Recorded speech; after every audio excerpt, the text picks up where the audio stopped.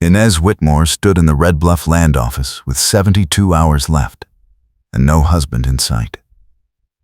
The lawyer behind the desk cleared his throat for the third time, his spectacles catching the harsh afternoon light. Your uncle's will is clear, Miss Whitmore. Married woman, legally documented, or the Star Ranch reverts to the bank come Friday sunset. He folded his hands with finality. Those are the terms. She pressed her palms against the scarred wood desk to keep them steady. I understand the terms, Mr. Hollings. I'm asking if there's any provision for extension.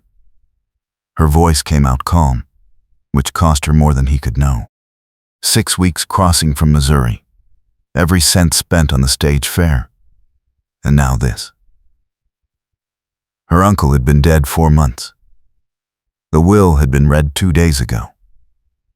The clock was already burning. No provision. Hollings pushed the papers toward her as if that settled it. The ranch has a clean deed, good water access, 1,200 acres. The bank won't wait. Too many interested buyers. He gave her a look she'd seen before, the one that said a woman alone was a problem looking for a solution she couldn't provide. If you can't meet the conditions, best sell now and take what you can get. Inez gathered the papers without answering. The door rattled in the dry wind as she stepped into the street. Red Bluff spread before her in shades of dust and weathered lumber. A cattle town clinging to the edge of civilization with both hands. She'd arrived 2 days ago, expecting a modest inheritance. What she'd found was a thriving ranch, a stack of debts her uncle had nearly paid off, and a ticking clock she hadn't seen coming. She walked toward the hotel, mind racing through impossible options. Every unmarried man in Red Bluff had already heard about the Whitmore inheritance. She'd fielded 3 proposals yesterday, each one worse than the last. One from a ranch hand who reeked of whiskey and entitlement. One from a store owner twice her age who spoke to her chest instead of her face. One from a drifter who'd asked how soon he could sell the land. A marriage of convenience required at least one party you could trust not to ruin you. Inez had exactly 0 candidates. She was halfway to the hotel when she saw him. Tall, lean, standing outside the Silver Dust Saloon with the stillness of a man used to watching his surroundings. Sandy brown hair too long to be respectable, a weathered duster coat that had seen hard miles, and a face that looked like it had been carved with a skeptical blade. He was watching her, not leering, not calculating, just watching, with an intensity that made her steps slow. Their eyes met for a single beat. Then he pushed off the post and walked the other direction. Inez didn't know why she followed. She kept a careful distance, crossing the street as he turned down a side alley between the livery and the grain storage. She should go back to the hotel. This was foolish. But something in the way he moved, the deliberate economy of it, the way he'd looked at her without assuming anything, pulled her forward. He stopped at the back corner of the livery and turned around. His voice was low, western flat, with an edge that suggested he didn't waste words. You're either very brave or very desperate. Which is it? Inez stopped 10 feet back, suddenly aware of how reckless this was. I could ask you the same question. You've been watching me since I arrived. He leaned one shoulder against the livery wall, arms loose, but his eyes never left hers. Stranger comes to town, stirs up the land office. 3 men start circling like buzzards. That's worth watching. He tilted his head slightly. You're the Whitmore heir. She didn't confirm it. What's your interest? He smiled, but it didn't reach his eyes. I don't have one. Just seemed like you might need someone who isn't trying to steal your inheritance. The bluntness startled her into honesty. I need a husband in 72 hours or I lose everything. She lifted her chin. But I'm not desperate enough to marry a man whose name I don't even know. Jasper Crow. He said it like it was the simplest thing in the world. And you're Inez Whitmore, late of Missouri, currently trapped by a will that assumes women can't run ranches without a man's name attached. She blinked. You know a lot for someone with no interest. Small town. People talk. He straightened, his expression unreadable. I'll marry you. The world tilted sideways. Inez stared at him, searching for the trap. What do you want? A place to stay. Work that's legal. A name no one will question. He met her eyes without flinching. I'm not interested in your land, your money, or your bed. I need a fresh start. You need a piece of paper. We both walk away better than we are now. Her pulse hammered in her throat. Why would I trust you? You shouldn't. He said it so flatly she almost laughed. But you don't have time to court trust, and I'm the only one offering a deal that doesn't end with you losing the ranch. She studied him. There was something restless in the way he held himself, like a man used to leaving before anyone got too close. But there was also something steady in his eyes, a clarity she hadn't seen in any of the other men. What's the catch? No catch. You keep the ranch. I work it, earn my keep, stay out of your way. We tell people it's a marriage. We live like business partners. When you don't need the arrangement anymore, we end it quietly. It was insane. It was also the only option that didn't make her skin crawl.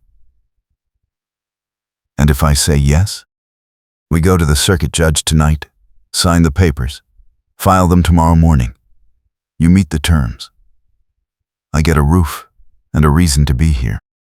Inez made herself breathe. What aren't you telling me? Everything that doesn't matter to this deal. His voice stayed level. I'm not a danger to you. That's all you need to know right now. She wanted to argue, demand his history, walk away. But 72 hours was a noose tightening, and every other option led to ruin. Fine, we do this tonight. But I'm keeping the books, running the ranch, and making the decisions. You work for your keep, nothing more. Agreed. And if you cross me, I'll make sure every sheriff between here and Denver knows your name. Something flickered in his eyes, too fast to read. Fair enough. They stood in the alley as the sun dipped lower. Two people about to bind their lives together, with nothing but desperation and a gamble. Inez felt the weight of it settle on her shoulders.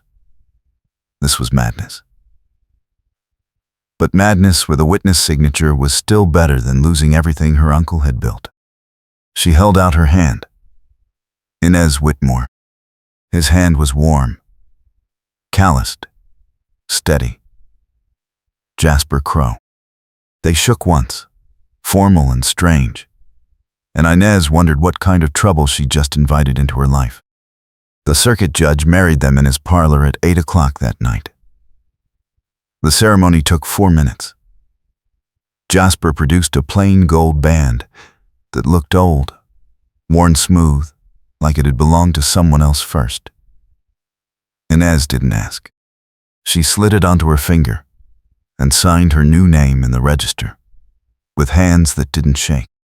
Judge Farley peered at them over his reading glasses. You two know each other long? Long enough, Jasper said, his voice easy, and the judge didn't press. They walked back to the hotel in silence. The night air was cool, carrying the smell of dust and distant cattle. Inez kept her hands folded to keep from twisting the unfamiliar ring. At the hotel steps, Jasper stopped. "I'll get my gear and meet you at the ranch tomorrow. Give you time to settle things." She nodded, unexpectedly relieved. "Tomorrow, then." He tipped his hat, a gesture so old-fashioned it almost made her smile, and walked into the dark. Inez climbed the stairs to her rented room and sat on the narrow bed, staring at the gold band on her finger. She'd just married a stranger, a man who wouldn't tell her where he came from or why he needed a new name. A man who looked at her like he was memorizing escape routes. But she'd kept the ranch. That had to be worth something. Morning came hard and bright. Inez settled her bill, loaded her single trunk onto a hired wagon, and rode out to the Star Ranch with her heart in her throat. The land spread wide and gold under the climbing sun.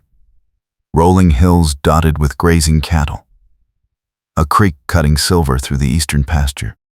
The ranch house sat sturdy and square, built from local timber, with a wide porch and a shingled roof that had weathered decades of storms. It was hers.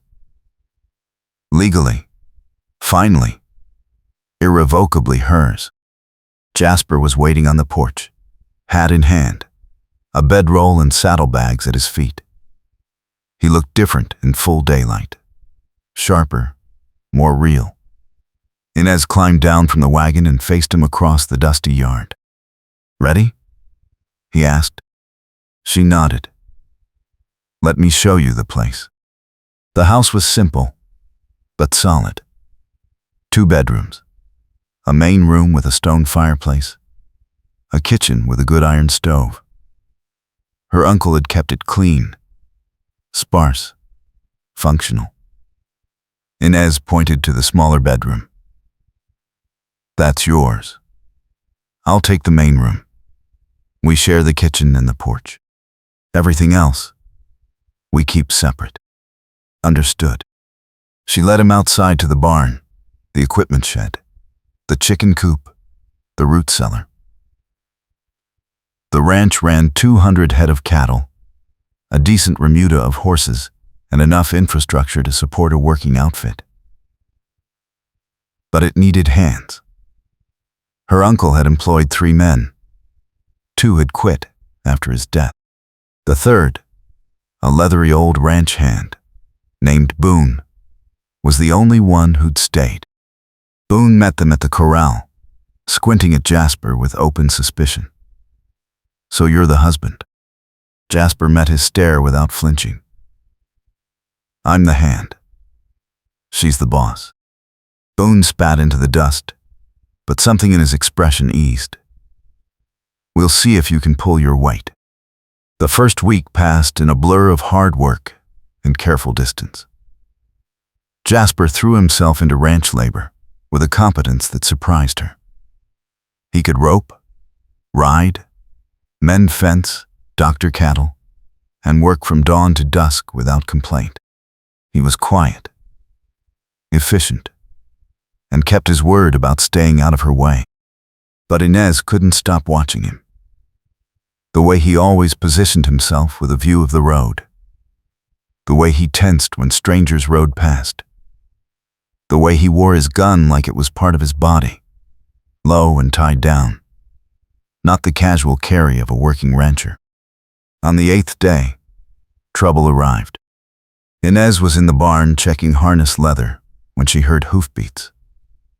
She stepped into the yard and saw 3 riders coming up the drive, dust rising behind them. The man in front was Charles Drayton, owner of the Basin Creek Spread, the largest ranch in the territory. He sat his horse like a man used to deference. Jasper appeared from the corral, moving to Inez's side without a word. Boone drifted closer from the equipment shed, his hand resting casually near his belt. Drayton reined in 10 feet away and touched his hat brim. "Mrs. Crow. Thought I'd ride over and welcome you proper." He smiled, but it didn't warm his eyes. Shame about your uncle. He was a reasonable man. Inez kept her voice level. Thank you for the condolence. Drayton's gaze shifted to Jasper, lingering on the tied-down gun, the watchful posture. And you've acquired a husband. Convenient timing. Jasper said nothing, but his stillness felt dangerous.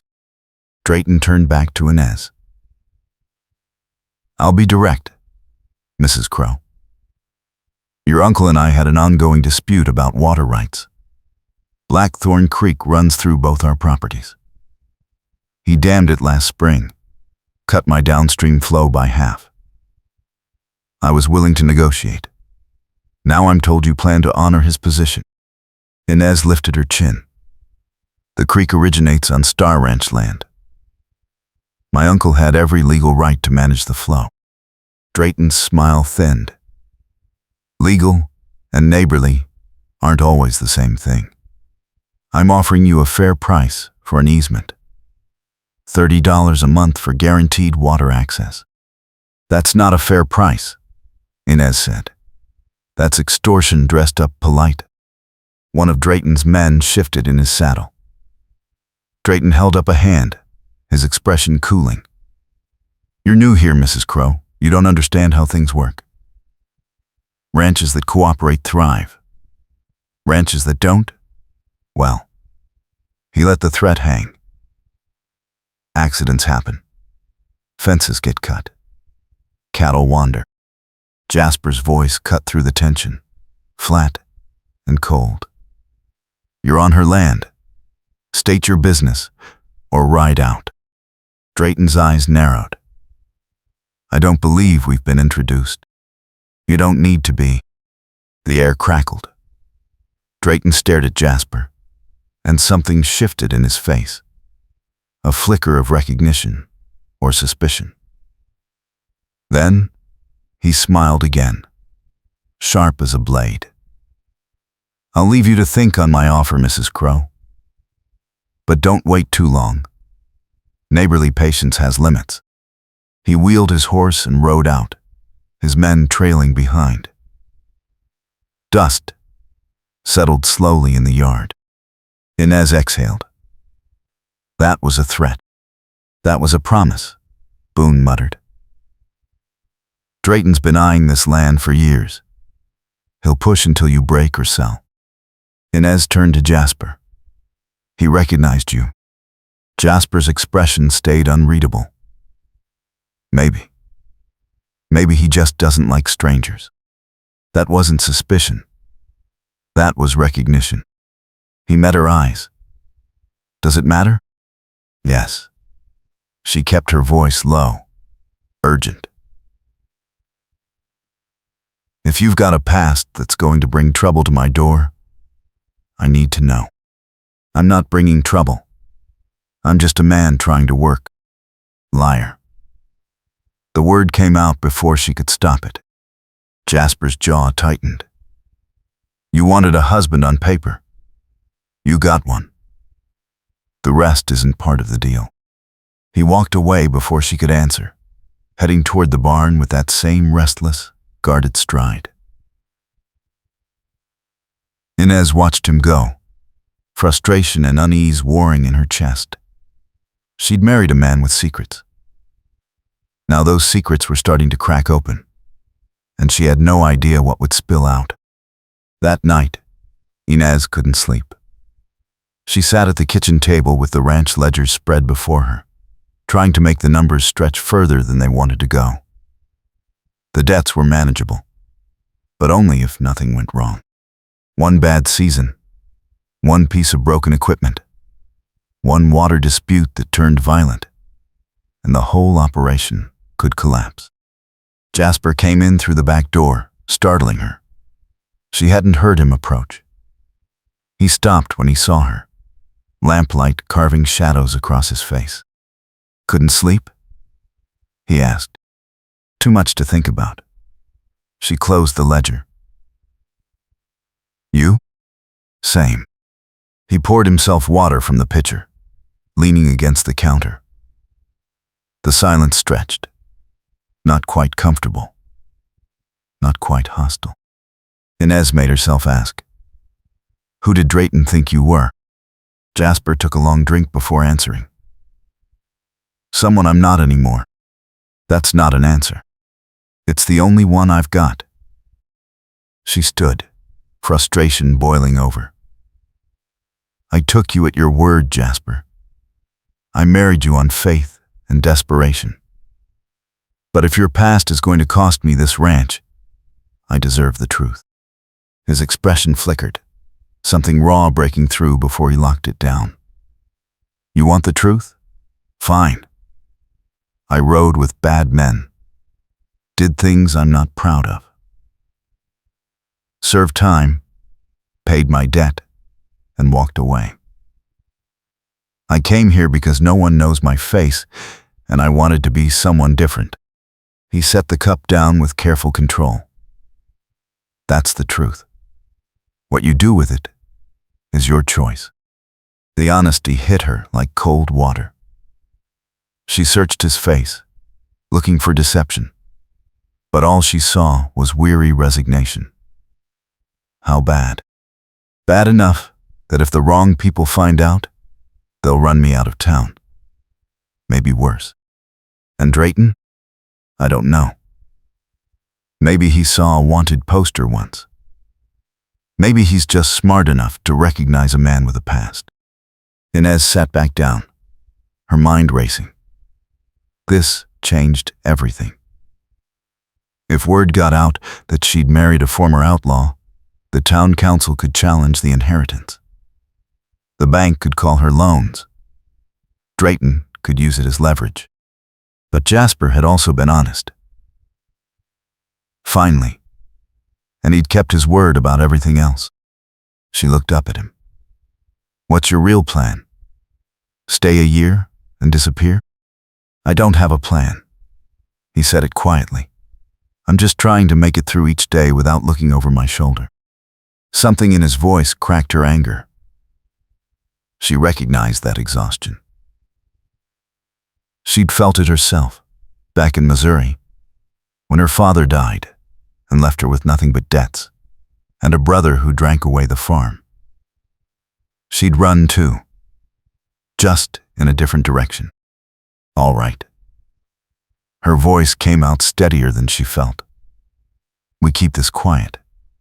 You work the ranch, stay out of town as much as possible, and if Drayton or anyone else starts asking questions, we say you're from Kansas and leave it at that." Jasper stared at her. "You're not throwing me out?" "Not yet." She managed a grim smile. "I need the help too much. But if you bring danger to this place, Jasper, I won't hesitate." "Understood." He left her alone with the ledgers and the lamplight. Inez sat in the quiet kitchen, the gold ring heavy on her finger, and wondered if trust could be built from honesty that came too late. The next 2 weeks settled into a wary rhythm. Jasper worked harder than any hand she'd ever seen, up before dawn, out past dusk, repairing everything her uncle had let slide. Boone thawed slightly, enough to share meals and grunt approval when Jasper gentled a fractious colt. Inez kept the books, managed the herd, and tried not to think too hard about the way Jasper's presence had started to feel necessary. Then the gossip started. It began at the general store, where Inez went for supplies. The store owner's wife, a sharp-eyed woman named Mrs. Quinlan, smiled too brightly. "Heard you married in quite a hurry, Mrs. Crow. Must have been quite a courtship." Inez kept her voice pleasant. "We knew what we wanted." Mrs. Quinlan leaned closer, voice dropping to a conspiratorial hush. "Some folks are saying your husband has the look of a man running from something. You know how people talk." Inez met her eyes without flinching.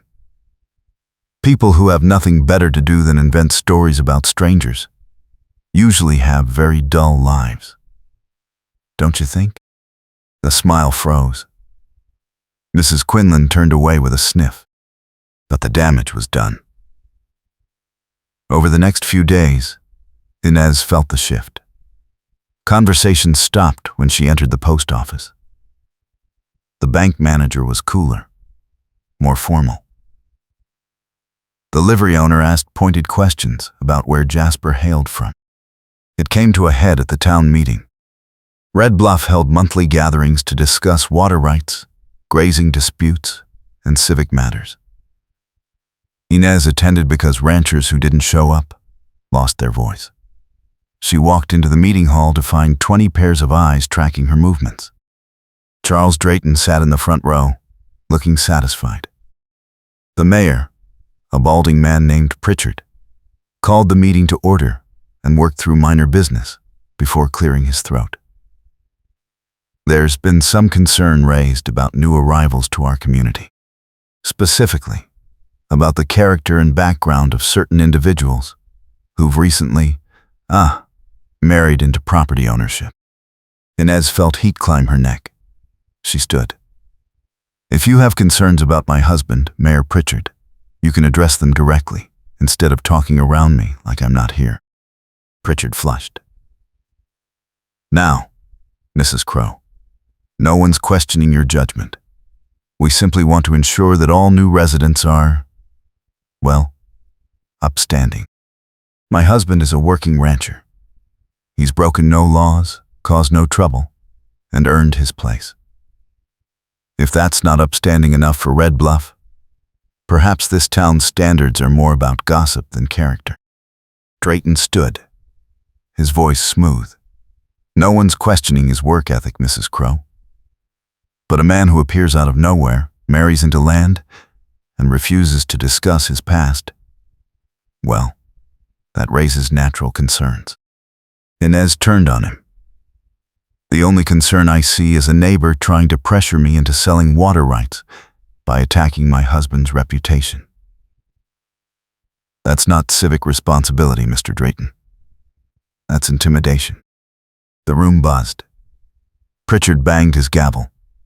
Order. Mrs. Crow. Please sit down. Not until this council states clearly whether I'm being accused of something or just subjected to small-town gossip. The silence stretched. Then a voice from the back spoke up. She's got a point. If Crow's done nothing wrong, we got no business prying. Another voice joined. Drayton's been after that land for years. Seems convenient, all this sudden concern. Pritchard looked flustered. The meeting dissolved into arguments, and Inez slipped out before anyone could corner her. She rode home through the dark, fury and fear tangled so tight she couldn't separate them. Jasper was waiting on the porch. He stood when she dismounted, reading her face in the lamplight spilling from the window. That bad? She told him everything. By the end, his expression had gone cold and flat. I should leave. No. The word came out sharp. You leave, and Drayton wins. They'll say I married a criminal, that the ranch is tainted, and the bank will use it as an excuse to foreclose. Then what do you want me to do? Stay. Work. Prove them wrong. She stepped closer, surprising herself. We weather this together, or we lose everything separately. Something shifted in his eyes, a crack in the armor. Why are you fighting for me? Because you kept your word. Because you've worked yourself half to death for a place that isn't even yours. She held his gaze.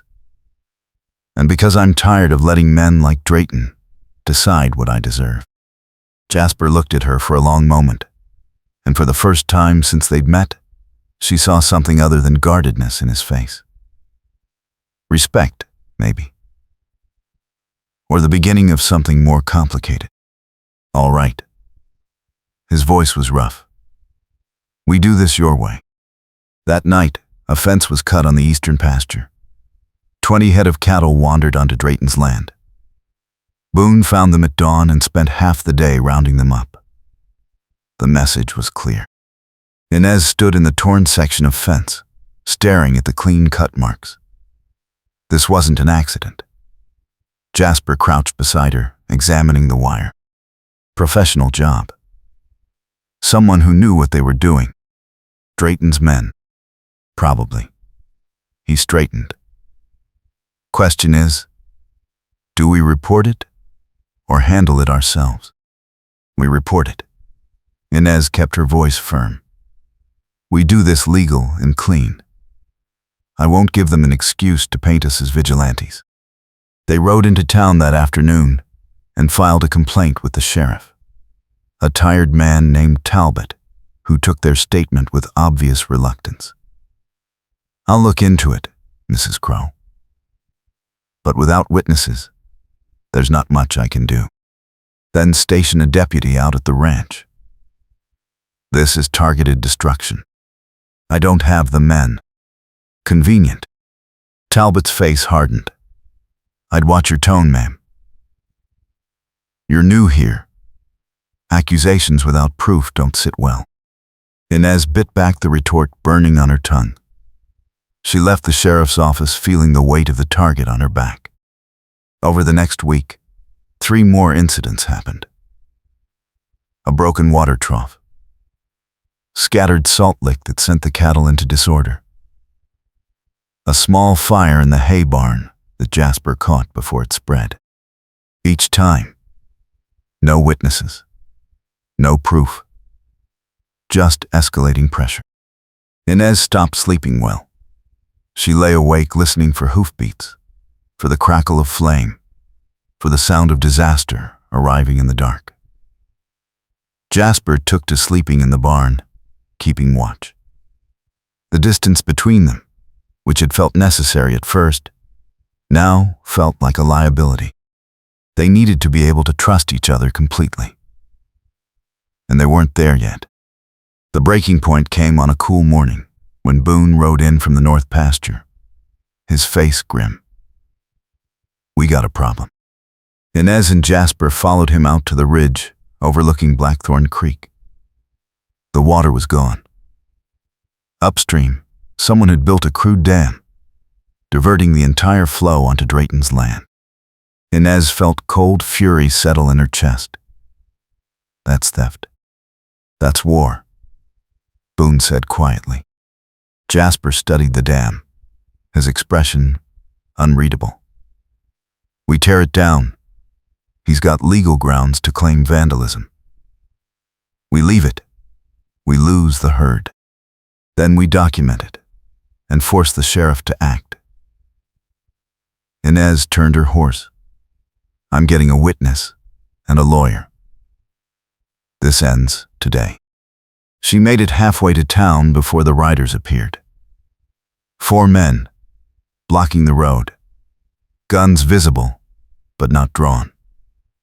Inez recognized 2 of them as Drayton's hands.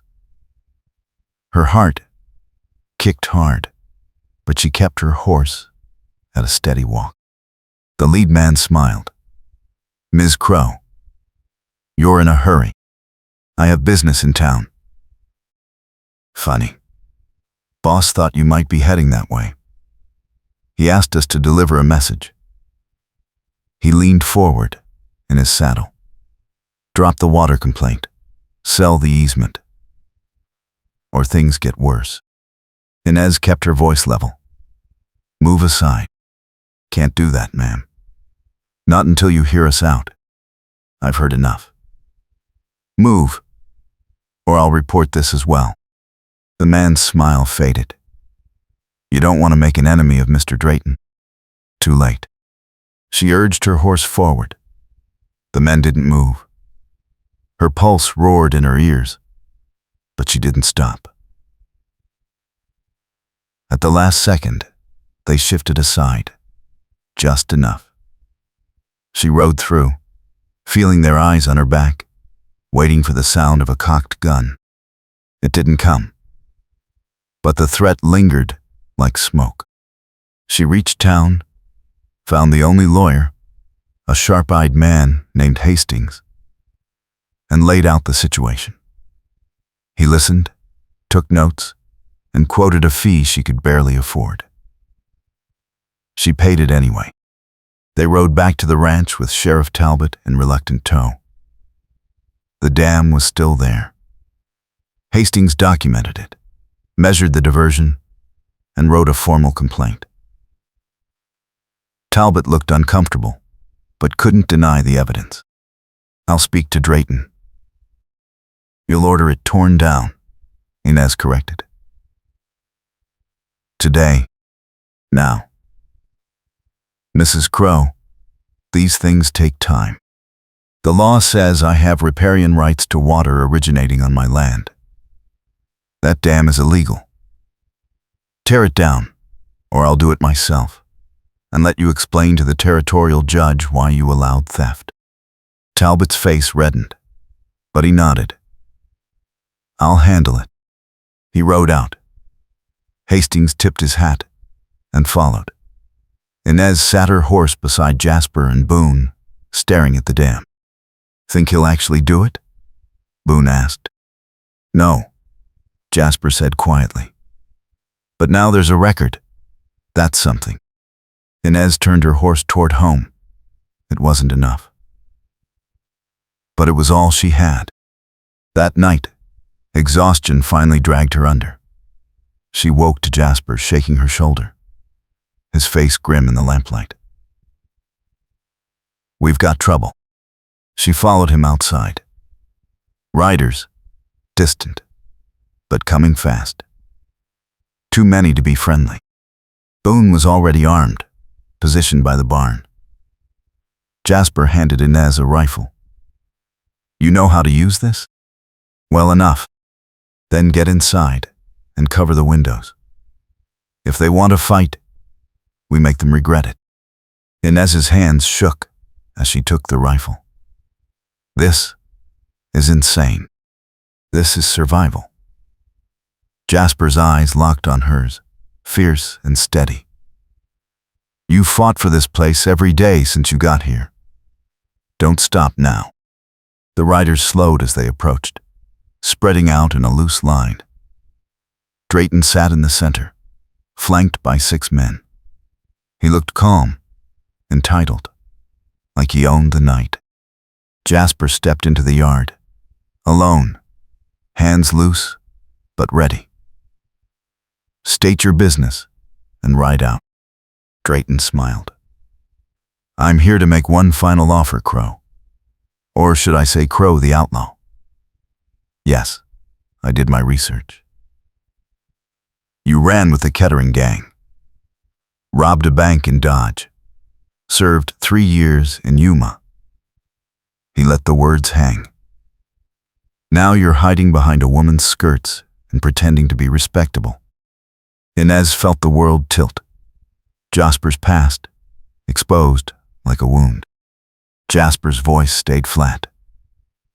"I served my time. I'm clean. Are you?" "Because I think the good people of Red Bluff would be very interested to know they've got a convicted criminal living among them.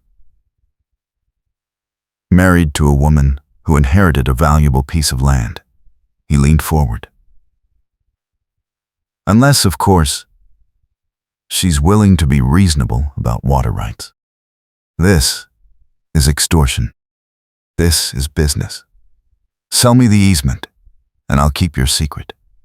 Refuse, and by tomorrow morning, every man, woman, and child in Red Bluff will know what you are." Inez stepped onto the porch, rifle in hand. "The answer is no." Drayton's eyes shifted to her. "You're making a mistake, Mrs. Crow. The only mistake I made was thinking you'd act like a decent human being. But you're just a bully with money." She raised her chin. "My husband paid his debt to society. He's committed no crime here. And I won't be blackmailed by a man who cuts fences, dams creeks, and threatens women in the dark." Drayton's smile vanished. "You'll regret this." I already regret wasting time talking to you. Get off my land." For a long moment, no one moved. Then Drayton pulled his horse around. "Tomorrow, everyone knows. And when they run him out of town, you'll lose that ranch for good." They rode into the dark. Silence settled like ash. Jasper turned to face her, his expression raw.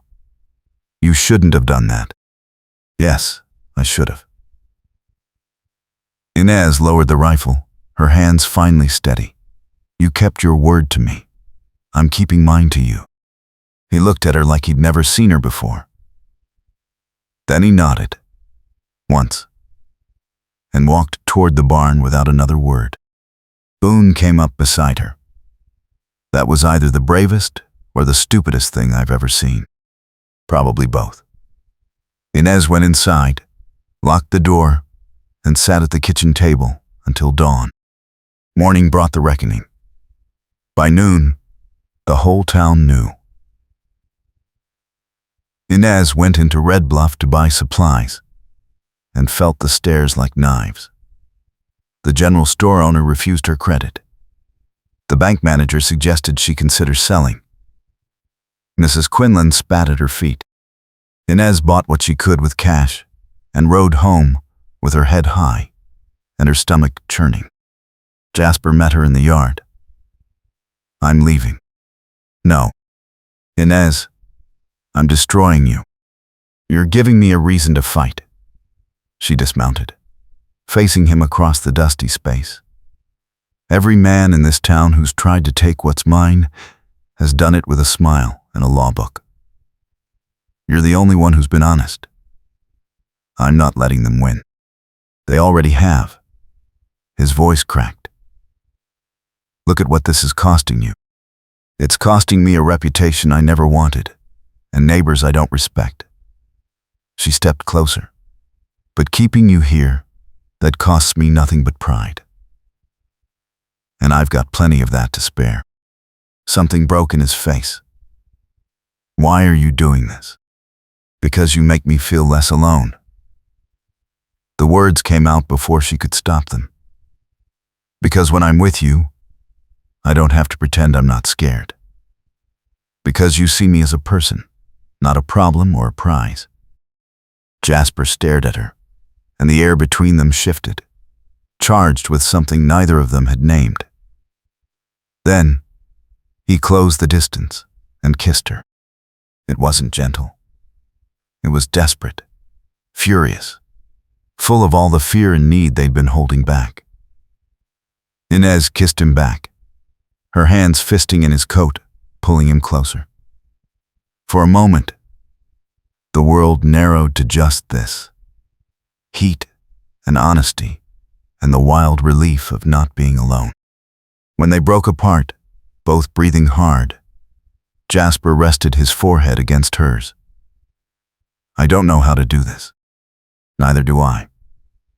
But we'll figure it out."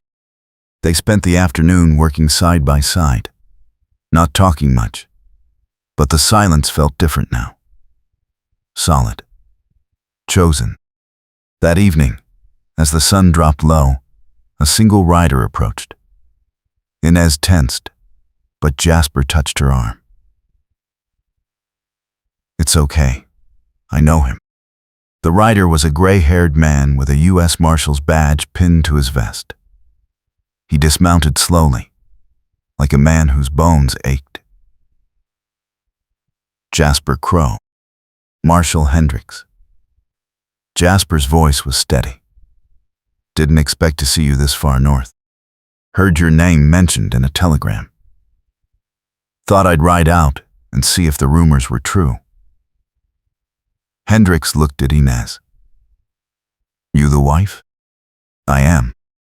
He nodded, then turned back to Jasper. "You keeping clean?" "Yes, sir." "Good.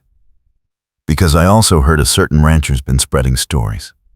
Hendricks pulled a folded paper from his coat. "This is a certificate of discharge. Proof you served your sentence in full and were released with no outstanding warrants." He handed it to Jasper. Might want to show that around. Stop the gossip before it gets worse. Jasper took the paper, his expression unreadable. Thank you.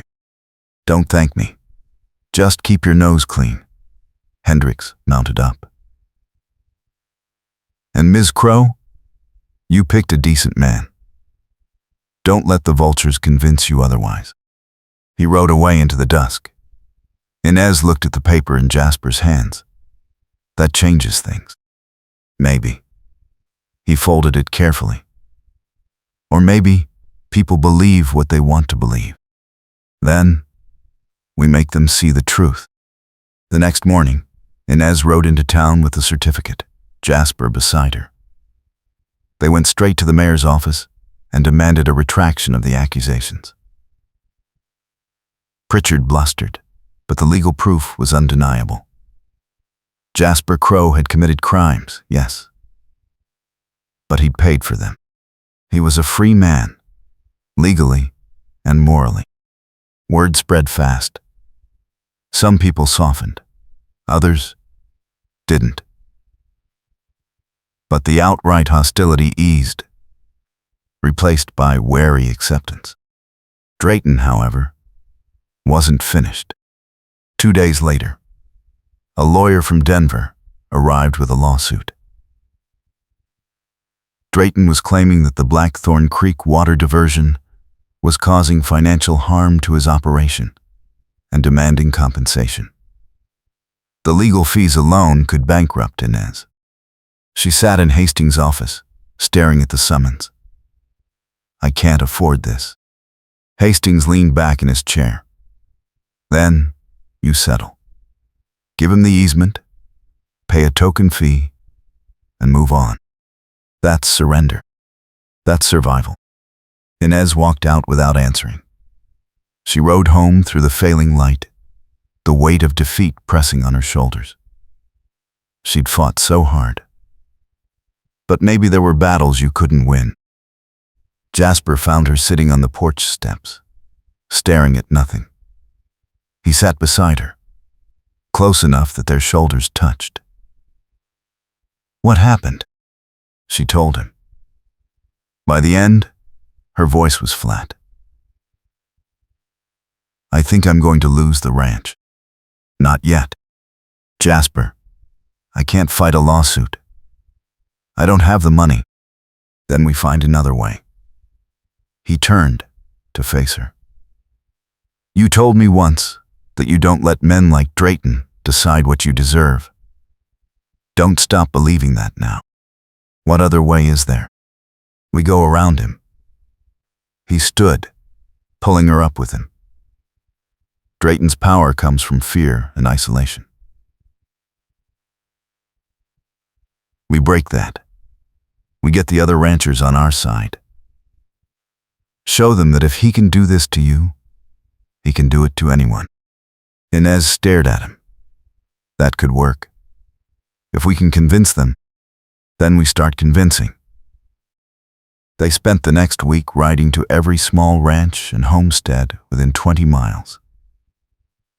Inez told her story plainly, showed them the evidence, and made the case that Drayton's tactics were a threat to everyone. Some listened, some didn't. But slowly, a coalition formed.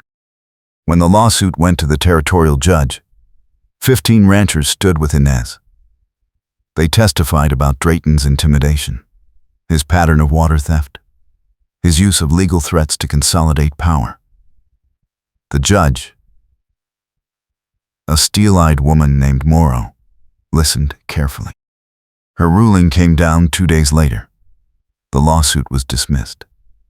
The dam was ordered removed, and Drayton was fined for illegal water diversion. Inez stood outside the courthouse, dizzy with relief. Jasper pulled her into his arms, right there on the street, and she didn't care who saw. We did it, she whispered. You did it. I just followed your lead. She pulled back enough to look at him. We did it together. The ride home felt different, lighter. When they reached the ranch, the sun was setting in shades of gold and crimson, painting the land in fire. Inez dismounted and stood looking at the house, the barn, the pastures rolling away toward the horizon. "This is home," she said quietly. Jasper came to stand beside her. "Yeah, it is." She turned to him. "I know this started as a business arrangement, but it's not that anymore. Not for me. Not for me either." He reached for her hand, threading their fingers together. "I don't know what comes next, but I know I want to find out. With you." Inez smiled, the kind of smile that came from deep relief and new hope. "Then let's find out." The weeks that followed settled into a rhythm that felt like building something real. Jasper tore down the last of the defensive walls he'd carried, talking late into the night about where he'd been, what he'd done, how he'd clawed his way back from rock bottom. Inez shared her own stories, the father who drank, the brother who blamed her for his failures, the years of feeling like she'd never be enough. They were both broken in ways that fit together. The ranch thrived. Boone hired 2 new hands, young men willing to work hard for fair pay. The cattle fattened on good grass and clean water. Inez expanded the vegetable garden, added chickens, and started planning a second barn. Red Bluff never fully warmed to them, but respect grew. Inez became known as a woman who kept her word and didn't back down. Jasper earned a reputation as a man who worked hard, stayed sober, and didn't start trouble. Drayton sold his ranch 6 months later and left the territory. Rumors said the other ranchers had made it clear his tactics weren't welcome anymore. On a cool autumn evening, Jasper found Inez in the barn, brushing down her mare. He leaned against the stall door, watching her with that steady gaze she'd learned meant he was thinking something important. "What?" she asked, smiling. "I've been thinking about the future." She set down the brush. "Good thoughts or bad thoughts?" "Good. Complicated, but good." He stepped into the stall, close enough that she could feel his warmth. "This started as a piece of paper. A deal. But it's not that anymore." "No, it's not. I want it to be real. All the way real." He took her hands, his voice rough with honesty. "I want to build this life with you. Not because of a will or a contract, but because I choose you. Every day. For the rest of my life." Inez felt tears prick her eyes, the good kind, the kind that came from overwhelming relief. "I choose you too. I think I have been, for a while now." He kissed her, slow and sure, and it felt like a vow. When they broke apart, he reached into his pocket and pulled out a small wooden box. Inside was a delicate silver ring, simple and beautiful. "I know you already have one, but that was for the deal. This one's for us." Inez let him slide it onto her finger beside the gold band. It fit perfectly. "Where did you get this?" "Made it. Took me 3 tries to get it right." He smiled, a little sheepish. "Boone thought I was losing my mind, carving silver at midnight." She laughed, bright and free. "It's perfect."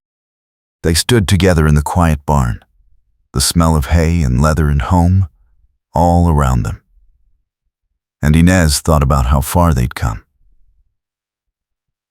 2 broken people who'd found each other in desperation and built something stronger than either of them had believed possible. That night, they moved Jasper's things into the main bedroom. No more separate spaces. No more careful distance. Just two people choosing to be together, fully and without reservation. Winter came gentle that year. The ranch weathered the cold without crisis. The cattle sheltered and fed. The house warm and solid. Inez and Jasper worked side by side through short days and long nights. And when spring arrived, they planted new seeds in soil that finally felt like theirs. One morning in early April, Inez woke to find Jasper already up, standing on the porch with coffee in hand. She joined him, wrapping a shawl around her shoulders against the cool dawn air. "What are you thinking about?" she asked. "How lucky I am." He looked at her, his expression open and unguarded. "I came here running, but I found a reason to stay." She leaned against him, solid and warm. We both did. The sun rose over the hills, painting the land in shades of gold and green, and Inez felt the future stretch out before them, full of work and weather and all the beautiful, ordinary challenges of a life built together. It wasn't the life she'd planned, but it was the life she'd chosen. And that made all the difference. Months passed in the rhythm of ranch life. Calving season brought sleepless nights and new life. Summer storms rolled through, fierce and brief, leaving the land washed clean. Inez and Jasper worked, planned, dreamed out loud about expanding the herd, maybe buying the adjacent parcel if it ever came up for sale.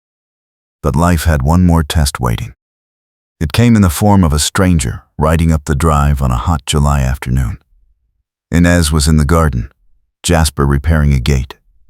The stranger was tall, hard-faced, with a lawman's bearing and a tied-down gun.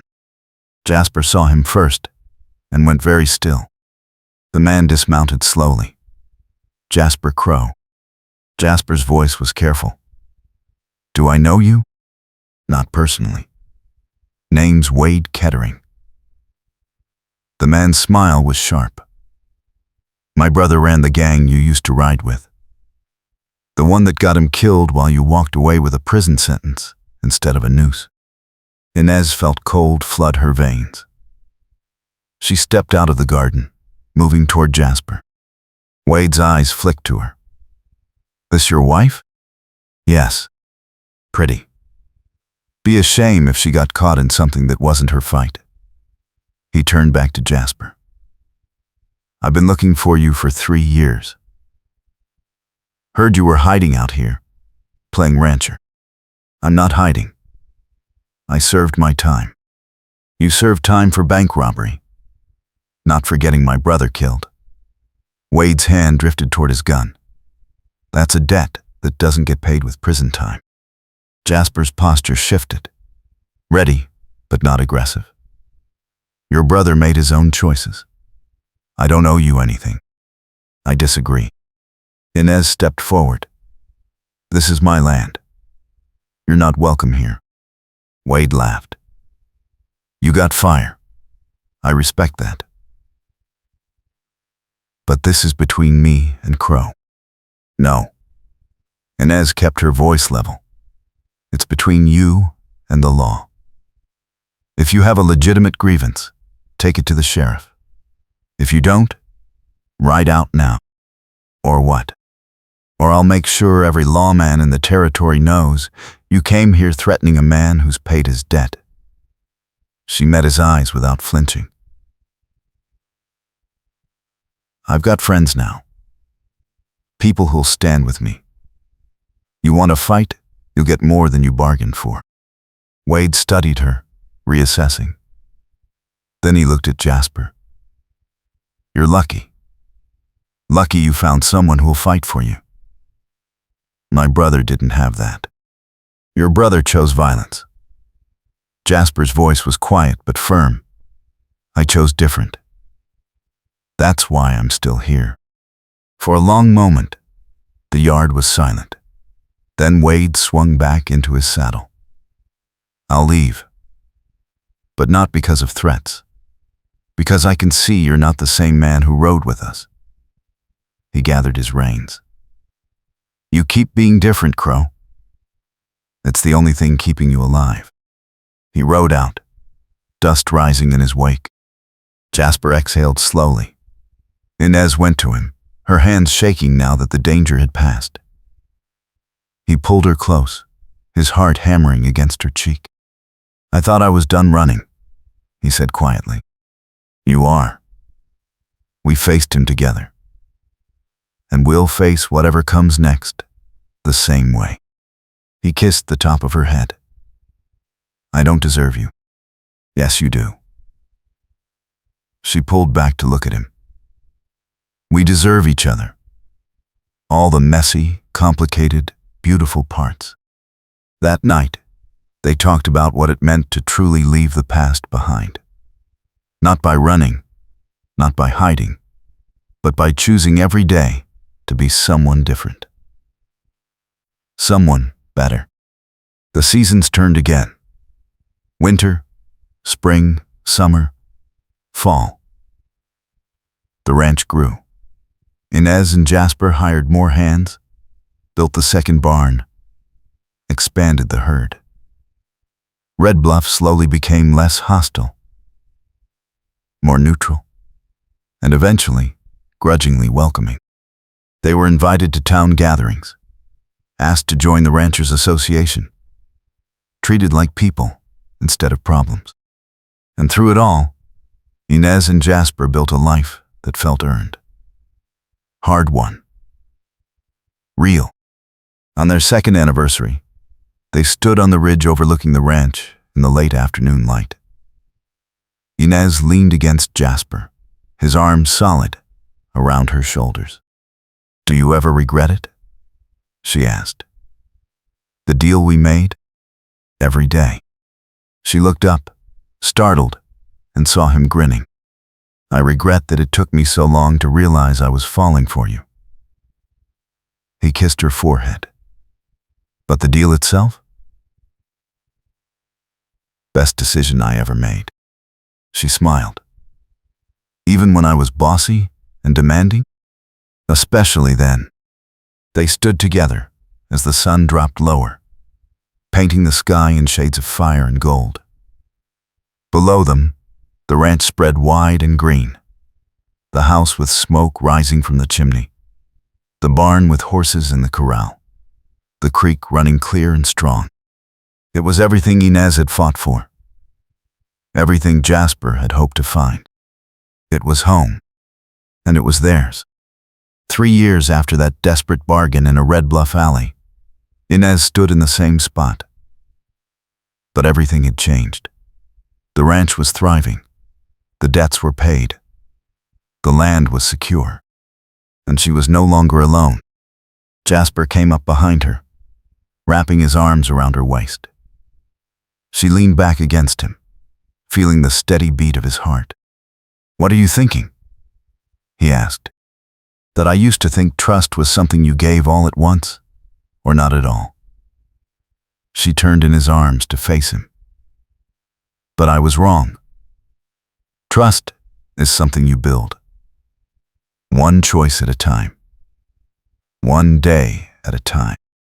And do you trust me now? She kissed him, soft and sure. With everything I have. He smiled, the kind of smile that transformed his whole face, turning the hard edges soft. Good, because I trust you too. More than I've ever trusted anyone. They walked back to the house hand in hand, past the garden Inez had expanded, the new chicken coop Jasper had built, the fence line they'd repaired together after the last storm. Inside, the house was warm and smelled like bread baking. Boone and the hands were out checking the herd. It was just the two of them, and the quiet felt like a gift. Inez poured coffee, while Jasper stoked the fire. They sat together at the table, the same table where she'd once sat alone with her ledgers and her fear, and talked about the future. There was talk of children, maybe, of expanding the horse breeding program, of saving enough to buy the land to the north if it ever came available. But mostly, they talked about the life they were living right now. The one they'd built from desperation, stubbornness, and a bargain that had turned into something neither of them had expected. Love. Real, hard-earned, tested love. As the evening settled in, Jasper reached across the table and took Inez's hand. "I need to tell you something." She felt a flicker of old fear. "What?" "I'm happy." He said it simply, like it was a revelation. "For the first time in my life, I'm actually happy." Inez felt tears sting her eyes. "Me too." They sat in the lamplight, hands clasped. Two people who'd found each other in the worst circumstances and turned it into the best thing that had ever happened to them. Outside, the wind picked up, carrying the smell of sage and rain. A storm was coming, but inside the house, everything was warm and safe and exactly where it was supposed to be. Inez looked at Jasper, at the man who'd started as a stranger and become her partner, her love, her home, and felt a fierce gratitude for every hard choice that had led them here. This was the life she'd fought for, and it was more than she'd ever dreamed. The storm rolled in after midnight, rain drumming on the roof, wind rattling the shutters. Inez woke to Jasper's arm around her waist, his breathing steady and deep. She lay in the dark, listening to the storm, and felt utterly safe. Morning came clear and washed. Inez stood on the porch with her coffee, watching the land steam in the early sun. Jasper joined her, his hair still damp from washing, and they stood together in companionable silence. Boone rode in with the morning report. "Everything's good, boss. Creek's running high, but the banks are holding. Cattle are all accounted for." Inez nodded. "Thanks, Boone." He tipped his hat and rode back out. Jasper leaned against the porch rail, looking at her with that quiet intensity she'd come to love. "What?" she asked, smiling. "Just thinking about how far we've come." "Yeah." She moved to stand beside him. "We've come pretty far." He pulled her close, and they stood watching the ranch wake up to a new day. The hands were moving cattle to fresh pasture. Smoke rose from the bunkhouse. Chickens scratched in the yard. It was ordinary. Beautiful. Theirs. And Inez knew, with the kind of certainty that came from living through fire and coming out the other side, that this was exactly where she was meant to be. With this man. On this land. Building this life. One day at a time. One choice at a time. Together. The years that followed brought challenges, as life always does. Droughts and hard winters. Illness and injury. The slow, constant work of keeping a ranch alive. But Inez and Jasper faced it all side by side, and every challenge made them stronger. They learned each other's rhythms, their strengths and weaknesses, the ways they fit together, and the ways they had to work to stay connected. They fought sometimes, sharp and honest, and then made up with the same intensity. They laughed more than Inez had ever thought possible. They built traditions, small and meaningful, like Sunday morning rides to the ridge, or reading aloud by the fire on winter nights. They became part of Red Bluff, accepted and respected. Inez joined the ladies' auxiliary, though she rolled her eyes at half the meetings. Jasper helped build a new schoolhouse and taught young men how to break horses without breaking their spirits. They were no longer outsiders. They were part of the fabric of the community. But more than that, they were part of each other. On a bright spring morning 5 years after that desperate bargain, Inez stood in the garden planting tomatoes. Jasper was in the corral working with a young mare. She heard his low, patient voice, the sound of hooves on packed earth, and smiled. This was her life. Not the one she'd planned, not the one she'd dreamed of as a girl, but the one she'd fought for, earned, and built with her own hands and heart. And it was everything. Jasper finished with the mare and walked over to the garden. He crouched beside Inez, brushing dirt off her cheek. You've got soil everywhere. Comes with the territory. She leaned into his touch. How's the mare? Coming along. Give her another week, and she'll be ready. They worked side by side for a while, planting and talking about nothing and everything. When the sun climbed higher, they took a break, sitting on the porch steps with cold water and the satisfaction of good work done. Do you ever miss Missouri? Jasper asked. Not even a little. Inez looked out at the land, the life they'd built. This is home. Your home. He kissed her temple. Same. They sat in the sunshine, shoulders touching, and Inez thought about all the moments that had led here. The desperation, the bargain, the fear and the fighting, the slow, hard-won trust. Every moment had been necessary. Every choice had mattered. And every single one had been worth it, because it had led her here. To this man, to this land, to this life. She took Jasper's hand, threading their fingers together, and squeezed once. He squeezed back. And that said everything they needed to say. The afternoon stretched long and golden. They worked until the sun began its descent, then cleaned up and made dinner together in the kitchen that had become the heart of their home. They ate on the porch, watching the light fade and the stars emerge. Boone and the hands were down at the bunkhouse, voices drifting up through the evening air. Somewhere in the distance, cattle lowed. A coyote called, lonely and wild. Inez leaned against Jasper, full and content, and more at peace than she'd ever been. Thank you, she said quietly. For what? For taking a chance on a desperate woman with a ridiculous plan.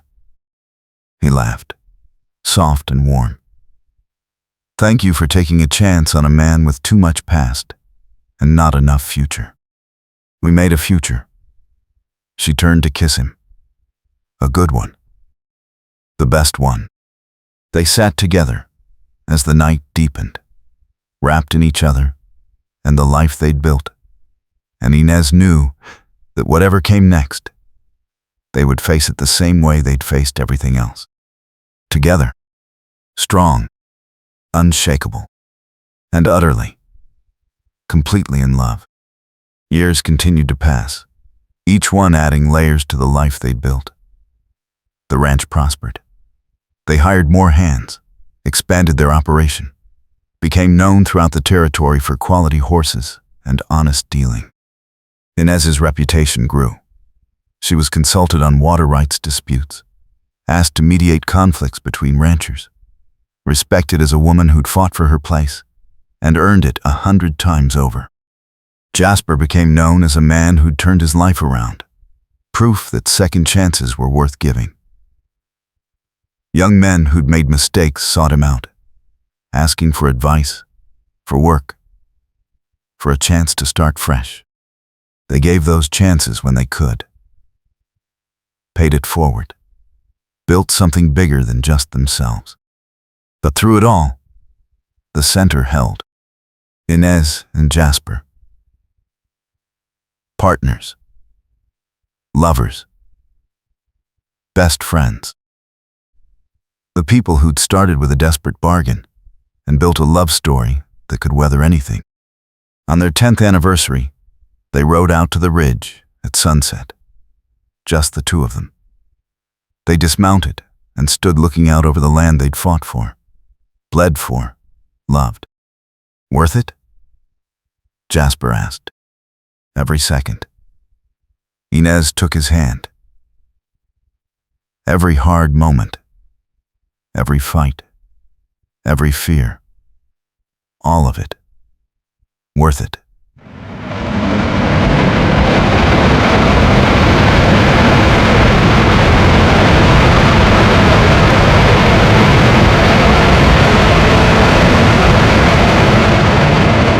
Worth it. He turned her to face him, his hands framing her face. I love you. Not because of the ranch or the deal or anything else. Just because you're you. And you make me want to be better every single day. I love you too. She kissed him, slow and deep. Thank you for staying, for fighting, for choosing me.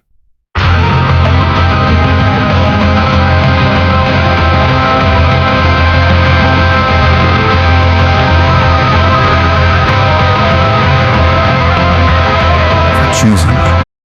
Always. They stood on the ridge as the sun set in glory. Two people who'd found each other in the hardest circumstances and built something beautiful from the wreckage. Below them, the ranch glowed in the dying light. Home. Safety. Everything they'd worked for. And above them, the sky opened into stars, endless and bright, full of promise. Inez leaned into Jasper's warmth and felt the future stretch out before them. Unknown, but unafraid. Because whatever came next, they would face it together. And that was all they needed. They rode home through the gathering dark, hands brushing, hearts full.